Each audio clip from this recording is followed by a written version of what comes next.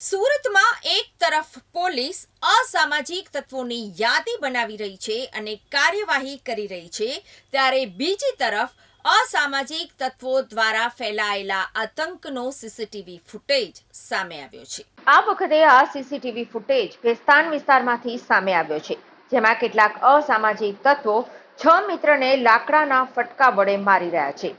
આ ઘટના સીસીટીવીમાં કેદ થતા ભેસ્તાન પોલીસે આરોપીઓ વિરુદ્ધ ફરિયાદ નોંધી આગળની કાર્યવાહી હાથ ધરી છે।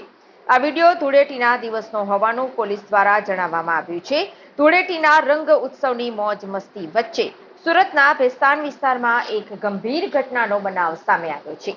ત્રિમૂર્તિ 4 રસ્તા પાસે 6 મિત્રો ચાની દુકાનની બહાર બેસી વાતચીત કરી રહ્યા હતા, ત્યારે મોટરસાઇકલ પર આવેલા 4 શખ્સે તેમની પર લાકડાના ફટકાઓથી હુમલો કર્યો। આ હુમલામાં વિકાસ ચૌધરી, મનીષ ગુર્જર અને સાગર નામના 3 યુવાનો ગંભીર રીતે ઘાયલ થયા છે। સમગ્ર ઘટના સીસીટીવીમાં કેદ થતા પોલીસે કાર્યવાહી શરૂ કરી છે। ફરિયાદ મુજબ તારીખ 14મી માર્ચ 2025ના રોજ બપોરના લગભગ 3 વાગ્યાના અરસામાં વિકાસ ચૌધરી અને તેના અન્ય 5 મિત્રો ત્રિમૂર્તિ 4 રસ્તા પાસે ચાની દુકાન બહાર બેસી રહ્યા હતા। થોડીવારમાં શુભમ રાય ઉર્ફે બાવડી, મહેશ જીના ઉર્ફે મોટો, દેવા મિશ્રા અને બિપિન નામના શખ્સો બાઇક પર આવ્યા હતા।